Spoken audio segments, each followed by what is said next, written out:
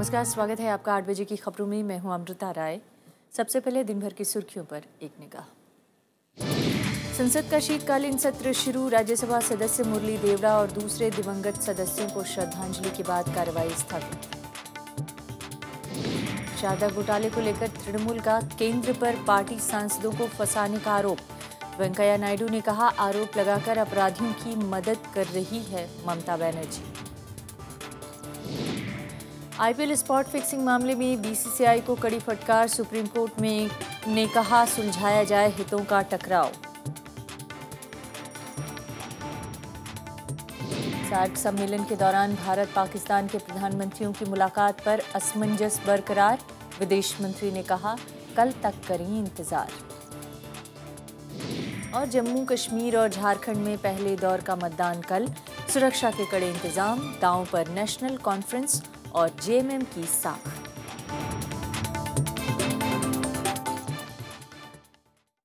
और अब पहली खबर। संसद का शीतकालीन सत्र इस बार काफी महत्वपूर्ण साबित हो सकता है। सरकार जहां आर्थिक एजेंडे से जुड़े कामकाज और विधेयकों पर ध्यान केंद्रित कर रही है, तो वहीं पर विपक्ष सरकार को काले धन और महंगाई के मुद्दे पर घेरने की कोशिश में है। कांग्रेस ने कहा है कि बीमा और जीएसटी जैसे बिलों का समर्थन करने पर सोच समझकर फैसला किया जाएगा। सत्र की शुरुआत से पहले प्रधानमंत्री ने संसद भवन में मीडिया से बातचीत की। उन्होंने संसद की कार्यवाही सुचारू रूप से चलाने के लिए विपक्ष के सहयोग की मांग की है। पिछले सत्र में विपक्ष की सकारात्मक भूमिका के कारण बहुत ही अच्छे काम हुए थे। इस बार भी वैसा ही अनुभव रहेगा, ऐसा मुझे पूरा भरोसा है। धन्यवाद। लेकिन विपक्ष ने ये साफ कर दिया है कि काले धन और महंगाई के साथ कुछ और मुद्दों पर वो सरकार की घेराबंदी करने को तैयार है। बहुत से मुद्दे हैं, क्योंकि एक तरफ तो ब्लैक मनी का उन्होंने वायदा किया था 100 दिन में हम वापस लाकर। In fact, we will demand some other issues.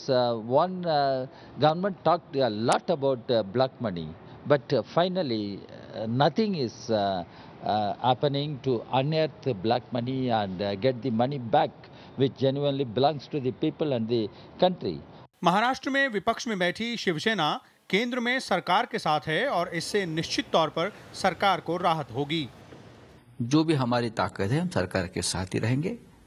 कोई हमारा भारतीय जनता पार्टी से दिल्ली में या राष्ट्रीय स्तर पर कोई हमारा मतभेद नहीं है। लोकसभा अध्यक्ष सुमित्रा महाजन ने कहा है कि सदन के भीतर हर सांसद को अपने मुद्दे उठाने का पूरा मौका मिलेगा। प्रजातंत्र है, लेकिन हाँ, प्रजातंत्र में भी नियम कायदे भी चलते ही है, तो चलेगा। मैं विश्वास है मुझे कि अच्छे तरीके से चलेगा। बहुत सारे विषयों पे चर्चा तो सभी करना चाहते हैं, और हमने भी कहा है कि बिल्कुल आप नियम से उसके नोटिस दे दो, और चाहेंगे चर्चाएं हो, सब कुछ हो, और डिस्कशन हो के ही निर्णय प्रत आए। बिल्कुल। संसद का सत्र लगभग 1 महीने चलेगा। इस दौरान सरकार बीमा क्षेत्र में विदेशी निवेश को बढ़ाने से जुड़े विधेयक के साथ goods and services tax bill को प्राथमिकता के आधार पर पारित कराना चाहेगी। कोयले पर अध्यादेश के बदले विधेयक लाना भी सरकार की प्राथमिकता में है। विशाल दहिया, राज्यसभा टीवी। और संसद के शीतकालीन सत्र में किस तरह के मुद्दे हावी रहेंगे और सरकार की कितनी मुसीबत हो सकती है, इस पर बातचीत करने के लिए हमारे साथ हैं अनीता कात्याल। अनीता कात्याल सीनियर जर्नलिस्ट हैं। बहुत बहुत स्वागत है आपका अनीता जी। कल हमने देखा कि सर्वदलीय बैठक में मोदी जी गए और आज उन्होंने विपक्ष के नेताओं से अपील की कि सहयोग करें वो पार्लियामेंट चलाने में। इस बार कितना असर इसका आप देख रही हैं? ऐसा है कि जब सर्वदलीय बैठक होती है, उसमें तो जो भी ऑपोजिशन पार्टीज़ होती हैं वो हमेशा यही कहेंगे कि हाँ हम कोऑपरेट करेंगे, सरकार के साथ मिलजुल के काम करेंगे। पर जब सेशन शुरू होता है, तब देखना है कि ऑपोजिशन का क्या लाइनअप रहता है और क्या क्या मुद्दे उठाते हैं। और यहाँ इस सेशन में देखा है कि 2 खास मुद्दे जो उठेंगे, एक तो काले धन का मुद्दा है और दूसरा ये है इंश्योरेंस बिल का। इंश्योरेंस बिल अभी कमेटी में है, सिलेक्ट कमेटी में है। सिलेक्ट कमेटी की मीटिंग्स अभी होनी हैं, उनका डेडलाइन है, मगर वो एक्सटेंड हो जाएगी। तो मगर मुझे लगता है विपक्ष का जो स्ट्रैटेजी ये है कि किसी तरह से ये बिल इस सेशन में ना आए। तो वो उसको थोड़ा कहेंगे कि अभी हम मिल नहीं सकते हैं, अभी मीटिंग में हमारी पार्लियामेंट में हमको जाना है, हमने कॉन्स्टिट्यूंसी जाना है, क्योंकि जो सरकार है वो चाहती है कि 3-4 सिटिंग्स हों, जल्दी जल्दी हो और क्लॉज बाय क्लॉज इसका डिस्कशन हो ताकि इसी सेशन में किसी तरह से पास हो जाए। क्योंकि सरकार ये तो अपने आर्थिक एजेंडे को सरकार कितना ज़्यादा पुश कर सकती है, कितना ज़्यादा बढ़ा सकती है? वही मैं कहने वाली थी कि सरकार ये चाहती है, क्योंकि उनका they want to send a signal कि रिफॉर्म्स पे वो आगे बढ़ रहे हैं और तेज़ी से बढ़ रहे हैं। और एक्चुअली जो ऑपोजिशन है वो चाहेगी कि उनको इतनी आसानी से उनको ये क्यों करने दें, यू नो। वो एक्चुअली उनका अपना रोल है, उनका अपना आइडियोलॉजी है, जैसे लेफ्ट है, टीएमसी है, उनके तो एजेंडा में ही लिखा हुआ है, उनके मैनिफेस्टो में है। अब देखा है कि बाकी जो ऑपोजिशन पार्टीज़ हैं, जनता परिवार, वो भी एकजुट हो गई हैं और तो उस सब मिल के ये उनकी एक रणनीति बना रहे हैं। वो तो एक है कमेटी में ताकि ये ना आए, और दूसरा जो है वो है काले धन का। वो जब आप कल, मेरे को लगता है, जो आप देखेंगे, जहाँ तक मेरी जानकारी और आपके रिपोर्टर ने भी बोला, कल राज्यसभा में, क्योंकि राज्यसभा में जो है कि ऑपोजिशन के ज़्यादा नंबर हैं, लोकसभा में तो वो इतने नंबर नहीं हैं, मगर वहाँ इनका मेजॉरिटी है और उनको लगता है कि वहाँ अगर लोकसभा में कोई बिल या कोई रिफॉर्म के मुद्दे वो उन्होंने उठा के सॉल्व भी करा लिए, पास भी करा लिए बिल, तो राज्यसभा में आपको लगता है कि इतनी आसानी से उनको तो विपक्ष नहीं जाने देगा? तो इसीलिए उन्होंने कल नोटिस दिया है कि कोई रूल्स सबको स्थगित किया जाए और काला धन का मुद्दा उठाया जाए। और इसमें मैंने देखा है कि जो तृणमूल कांग्रेस है, हाँ, जेडीयू, ये ज़्यादा पहल कर रहे हैं। तो उनका, और मैंने सुना है कि जो टीएमसी है वो टीआरएस से भी बात कर रही हैं। तो काफ़ी वो बाकी छोटी छोटी पार्टीज़ को इकट्ठा करके एक फॉर्मिडेबल ग्रुप बनाना कोशिश कर रही हैं। और चुनाव भी चल रहे हैं, बिल्कुल 2 राज्यों में महत्वपूर्ण चुनाव हो रहे हैं, तो क्या उसकी भी छाया पार्लियामेंट सेशन पे रहेगी? बिल्कुल क्या? बिल्कुल रहेगी नेचुरली, क्योंकि लोगों की एक निगाह तो वहाँ है ना कि वहाँ क्या हो रहा है, कश्मीर में क्या हो रहा है, झारखंड में क्या हो रहा है।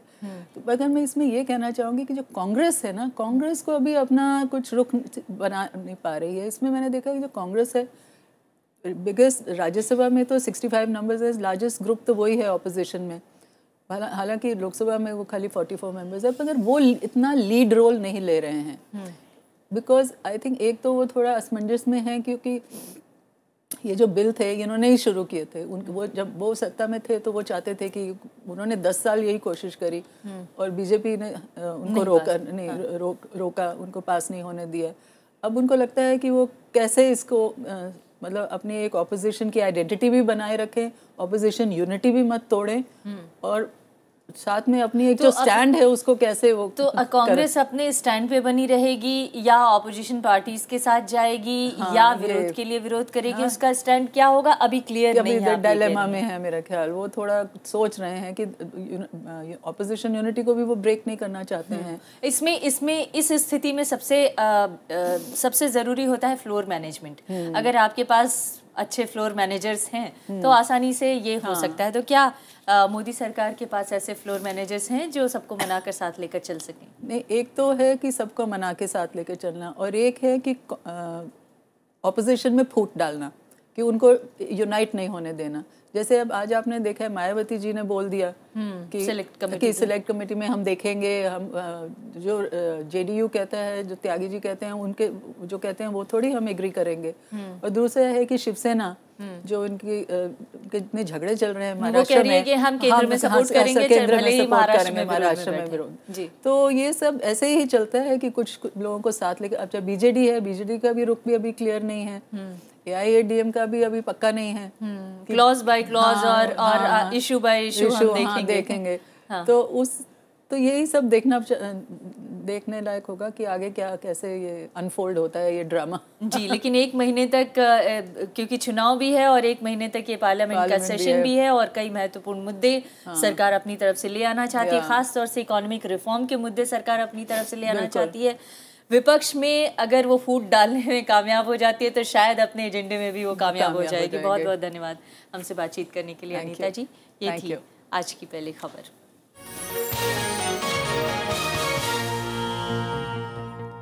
और अब देश दुनिया की खबरें विस्तार से। राज्यसभा सांसद मुरली देवड़ा का आज निधन हो गया। संसद के दोनों सदनों में उन्हें भावभीनी श्रद्धांजलि दी गई और इसके बाद दोनों ही सदनों की कार्यवाही को मंगलवार तक के लिए स्थगित करना पड़ा। मुरली देवड़ा के निधन पर राष्ट्रपति, उपराष्ट्रपति, प्रधानमंत्री और कांग्रेस अध्यक्ष सोनिया गांधी ने गहरा दुख जताया है। मुरली भाई के रूप में पहचाने जाने वाले मुरली देवड़ा का सोमवार शाम मुंबई में अंतिम संस्कार कर दिया गया। उनके अंतिम दर्शन के लिए राजनीतिक दलों के दिग्गज पहुंचे। कांग्रेस अध्यक्ष सोनिया गांधी, उपाध्यक्ष राहुल गांधी के साथ प्रियंका गांधी भी उन्हें श्रद्धांजलि देने पहुंची। महाराष्ट्र के मुख्यमंत्री देवेंद्र फडणवीस समेत सभी दल के नेताओं ने उनके निधन पर गहरा दुख जताया है। कंट्रीब्यूशन हमारे कांग्रेस पार्टी के प्रति भी, जब वो MRCC प्रेसिडेंट रहे तो उन्होंने जिस तरह ऑर्गेनाइजेशन को वो लेकर चले, वो एक मिसाल उन्होंने कायम किया। महान नेता इस मुंबई शहर के, महाराष्ट्र के और हमारे इस देश के सपूत का आज हम सबके बीच में से चले जाना एक बहुत बड़ी क्षति हमें हुई है। 77 साल के मुरली देवड़ा ने सोमवार सुबह 3:25 पर मुंबई में आखिरी सांस ली। 4 दशकों के राजनीतिक सफर में उन्होंने पार्टी और सरकार में कई महत्वपूर्ण पदों को संभाला। दक्षिण मुंबई से वो 4 बार लोकसभा के लिए चुने गए और 22 साल तक मुंबई कांग्रेस के अध्यक्ष रहे। यूपीए सरकार में उन्होंने पेट्रोलियम और कॉरपोरेट मामले जैसे अहम मंत्रालय संभाले। देवड़ा इस समय राज्यसभा सदस्य के रूप में तीसरा कार्यकाल पूरा कर रहे थे। Bureau report, Rajya Sabha TV.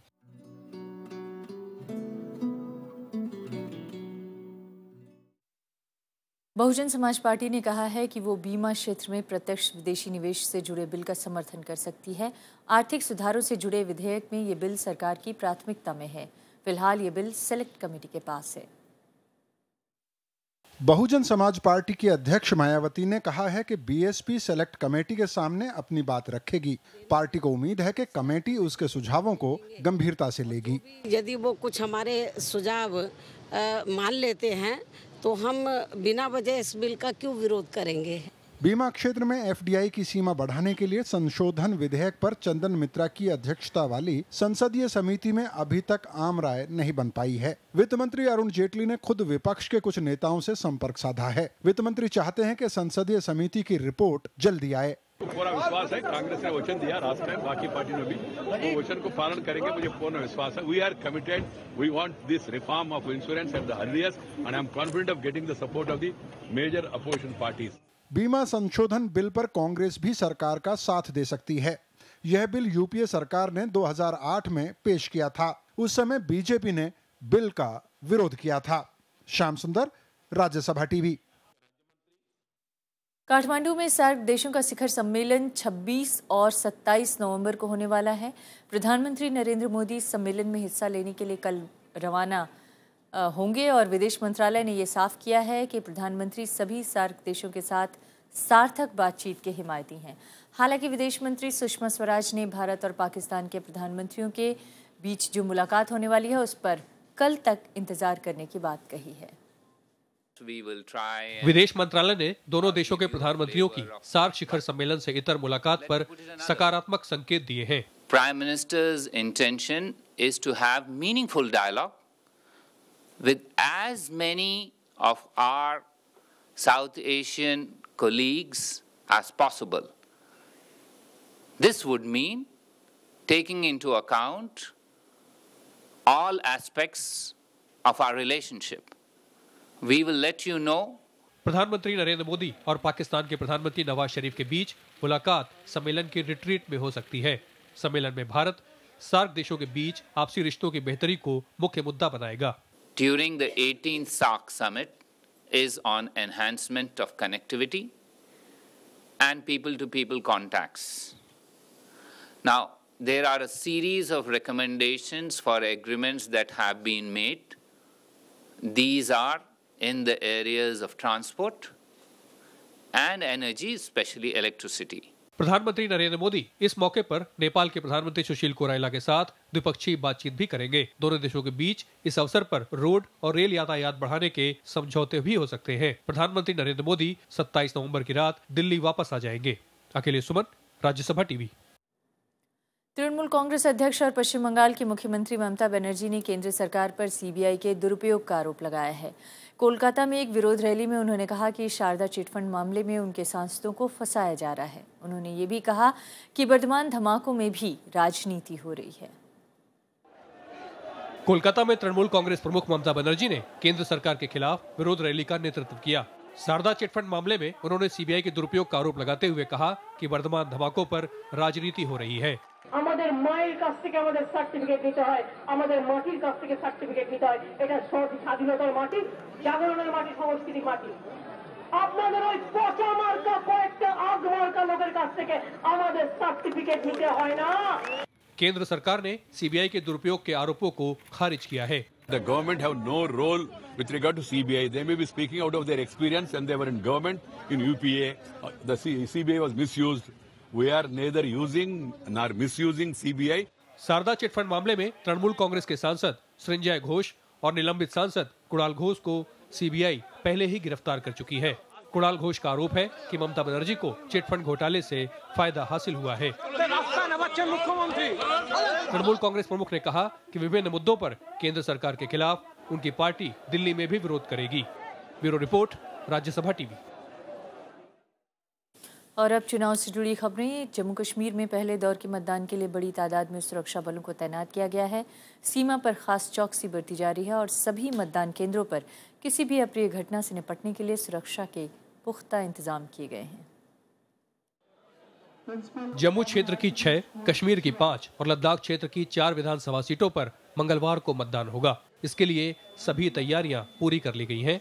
1787 मतदान केंद्रों पर सुरक्षा के पुख्ता बंदोबस्त किए गए हैं। चुनाव आयोग ने संवेदनशील और अति संवेदनशील बूथों पर वीडियोग्राफी का निर्देश दिया है। शांतिपूर्ण और सुचारू मतदान के लिए सुरक्षा बलों को हाई अलर्ट पर रखा गया है। डोडा और किश्तवाड़ जिले की 2-2 विधानसभा सीटों पर मतदान के लिए प्रशासन ने व्यापक प्रबंध किए हैं। छोटे मोटे कोई ऐसी वारदात कोई हुई नहीं है। लॉ एंड ऑर्डर की प्रॉब्लम कोई हो सकती है क्योंकि ये लोकल इलेक्शन है और हर पार्टी का इंटरेस्ट रहता है ज़्यादा से ज़्यादा वोट हासिल करने का। उसके लिए हमने इंतजामात किए हुए हैं। लॉ एंड ऑर्डर कंपोनेंट्स हमने सारे जो भी टाउन्स हैं हेडक्वार्टर्स पर रखे हुए हैं। पहले दौर में 7 मंत्रियों समेत 12 मौजूदा विधायक तकदीर आजमा रहे हैं। सभी सीटों पर 23 दिसंबर को नतीजों का ऐलान होगा। Bureau report, Rajya Sabha TV. Jammu Kashmir के साथ साथ झारखंड में भी पहले दौर के चुनाव होने वाले हैं और जिन 13 सीटों पर मतदान होना है उनमें ज़्यादातर नक्सल प्रभावित इलाके हैं। नक्सलियों के मतदान के बहिष्कार की धमकी के मद्देनजर प्रशासन और सुरक्षा बलों ने सुरक्षा के कड़े इंतजाम किए हैं। झारखंड में पहले दौर में पलामू, लातेहार, गढ़वा, लोहरदगा की सभी सीटें, गुमला की 2 और चतरा की 1 विधानसभा सीट पर मतदान होगा। चतरा की सिमरिया सीट पर तीसरे और गुमला की सिसई सीट पर दूसरे चरण में वोट डाले जाएंगे। ये सभी 13 सीटें नक्सल पीड़ित इलाके की हैं, लिहाजा चुनाव आयोग और स्थानीय प्रशासन ने नक्सलियों से निपटने के लिए सुरक्षा के पुख्ता इंतजाम किए हैं। इसमें हम लोगों को CAPF जो है पैरामिलिट्री फोर्सेस, तो अलग अलग पैरामिलिट्री फोर्सेस हम लोग को मिल रहे हैं, जिसमें CRPF, SSB है। इसके अलावा भी स्टेट आर्म पुलिस जो है उसकी कुछ कंपनियां हम लोग को अलर्ट हो गई है और उनका स्ट्रैटेजिक लोकेशंस पे हम लोगों ने फॉरवर्ड लोकेशंस पे पहले से डिप्लॉयमेंट करके रखा है। इसीलिए हम लोगों को पूर्ण विश्वास है कि यह जो इलेक्शन है ये हम पूर्ण तरीके से भयमुक्त वातावरण में हम लोग पूर्ण कर पाएंगे। चुनाव में लगे कर्मचारी EVM मशीनों और मतदान के दौरान इस्तेमाल में आने वाली हर चीज की बारीकी से जांच कर रहे हैं। चुनाव आयोग ने नक्सल प्रभावित इलाकों में हेलीकॉप्टर की मदद से कर्मियों को पहुंचाने का फैसला किया है। D-2 में डिस्पैच की जो स्थिति थी, जिसमें हेलीकॉप्टर से भी कुछ जगहों पे हम लोग ड्रॉपिंग करना चाह रहे थे, वो सारी टीमें लगभग जा चुकी हैं और बाकी लोगों की ज्वाइनिंग चल रही है। और मुझे पूर्ण विश्वास है और मतदाताओं से अपील भी है कि इस बार वोटर टर्नआउट के लिए निश्चित रूप से घरों से बाहर निकले, अच्छी संख्या में वोट डालें और एक बेटर वोटर टर्नआउट हम लोग प्राप्त करेंगे। नक्सलियों की धमकी का लोगों ने डटकर मुकाबला करने का संकल्प ले रखा है। प्रशासन और सुरक्षा बल पूरी तरह से मुस्तैद हैं और उन्हें इलाके में मतदान प्रतिशत बढ़ने की उम्मीद है। Bureau report, Rajya Sabha TV. तो दोनों ही राज्यों में चुनाव हैं और सत्ताधारी पार्टी बीजेपी, जो केंद्र में सत्ताधारी पार्टी है बीजेपी, अपनी तरफ से जी जान से कोशिश में लगी है अपने प्रचार में। बीजेपी के अध्यक्ष अमित शाह ने आज झारखंड में 4 रैलियां की और उन्होंने केंद्र सरकार के कामकाज की यहां पर तारीफ भी की। झारखंड में दूसरे दौर के विधानसभा चुनाव की कड़ी में बीजेपी अध्यक्ष अमित शाह ने धुआंधार प्रचार किया। उन्होंने सरायकेला, जमशेदपुर, पूर्वी सिंहभूम और रांची में रैलियां की। जमशेदपुर की रैली में अमित शाह ने राज्य के पिछड़ेपन का मुद्दा उठाया। सबसे ज्यादा खनिज संपदा कोई एक राज्य में है तो झारखंड में। ये बड़ा समृद्ध राज्य है। राज्य तो समृद्ध है मगर यहाँ के लोग गरीब हैं। रैलियों में अमित शाह ने केंद्र की पिछली यूपीए सरकार के कामकाज के बहाने कांग्रेस पर निशाना साधा। उन्होंने परिवारवाद की राजनीति की भी तीखी आलोचना की। झारखंड में दूसरे दौर की 20 विधानसभा सीटों पर 2 दिसंबर को वोटिंग होगी। Bureau report, Rajya Sabha TV. IPL spot fixing और सट्टेबाजी मामले की सुनवाई के दौरान सुप्रीम कोर्ट ने बीसीसीआई को कड़ी फटकार लगाई। मुदगल कमेटी की रिपोर्ट पर सुनवाई करते हुए कोर्ट ने कहा कि क्रिकेट सभ्य लोगों का खेल है और फिक्सिंग जैसी चीजें इस खेल को तबाह कर रही हैं। स्पॉट फिक्सिंग मामले में जस्टिस मुदगल कमेटी की रिपोर्ट पर सोमवार को सुप्रीम कोर्ट में सुनवाई शुरू हुई तो अदालत ने निलंबित बीसीसीआई अध्यक्ष एन श्रीनिवासन की भूमिका पर सवाल खड़े कर दिए। सुप्रीम कोर्ट ने कहा कि बीसीसीआई अध्यक्ष के आईपीएल की टीम खरीदने से हितों के टकराव का मामला बनता है। अदालत ने यह भी कहा कि संदेह का लाभ खेल को मिलना चाहिए, व्यक्ति को नहीं। जो भी ऑर्डर आएगा ये लैंडमार्क जजमेंट होगा और क्रिकेट के हित में, बीसीसीआई के हित में और आने वाले जो जनरेशन है जो गंदे कामों की तरफ ज्यादा उनका ध्यान रहता है खेल के प्रति, उन लोगों के लिए एक कड़ा सबक होगा। क्रिकेट खिलाड़ी और बीजेपी सांसद कीर्ति झा आजाद ने बीसीसीआई के रवैये पर सवाल खड़े किए हैं। ये कहते हैं कि बीसीसीआई और आईपीएल अलग हैं, लेकिन पहले तो ये मुझे बताएं कि दोनों के ट्रेजर एक कैसे हैं। जो बीसीसीआई का ट्रेजर है वो आईपीएल का ट्रेजर भी है। तो हम सभी जानते हैं कि बीसीसीआई कितनी कड़ी कार्रवाई करती है। सुप्रीम कोर्ट इस मामले में अब मंगलवार को सुनवाई करेगा। विपिन चौहान, राज्यसभा टीवी। और अब चलते चलते एक नजर देश दुनिया की बड़ी खबरों पर। असम के कामरूप में एक ट्रेन से 7 किलो वजन का शक्तिशाली बम बरामद किया गया। ये बम Lumding Kamakhya intercity up express train के एक डिब्बे में पाया गया। सेना की मदद से इस बम को रिहायशी इलाके से दूर नष्ट किया गया। मिजोरम में मलेरिया से 2010 से अब तक 128 लोगों की मौत हुई है। राज्य के स्वास्थ्य मंत्री लाल थनजारा ने विधानसभा में ये जानकारी दी। मंत्री के मुताबिक सबसे ज्यादा 31 मौतें साल 2010 में हुई। तमिलनाडु सरकार ने श्रीलंकाई सेना द्वारा गिरफ्तार किए गए 14 भारतीय मछुआरों की रिहाई के लिए प्रधानमंत्री के हस्तक्षेप की मांग की है। राज्य के मुख्यमंत्री ओ पन्नीरसेल्वम ने प्रधानमंत्री को लिखे खत में मछुआरों के लिए वित्तीय पैकेज की भी मांग की।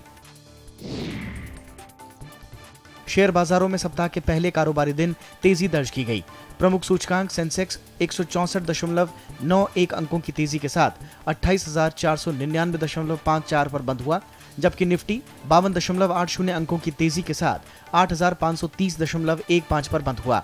छोटे और मझोले शेयरों में आज तेजी देखी गई। नेपाल में पिछले हफ्ते हुए भीषण बस हादसे में मृतकों की संख्या बढ़कर 47 हो गई है। मरने वालों में एक भारतीय भी शामिल है। बीते गुरुवार पश्चिमी नेपाल के जाजरकोट जिले में एक पहाड़ी इलाके में यह हादसा हुआ। बांग्लादेश के सुप्रीम कोर्ट ने मुख्य विपक्षी नेता और पूर्व प्रधानमंत्री खालिदा जिया पर भ्रष्टाचार के मामलों में उनके खिलाफ मुकदमा चलाने का रास्ता साफ कर दिया है। खालिदा पर अपने दिवंगत पति और पूर्व राष्ट्रपति जियाउर रहमान के नाम पर अनाथालय खोलने में भ्रष्टाचार का आरोप है। अगर वो दोषी पाई जाती हैं तो उन्हें उम्र कैद भी हो सकती है।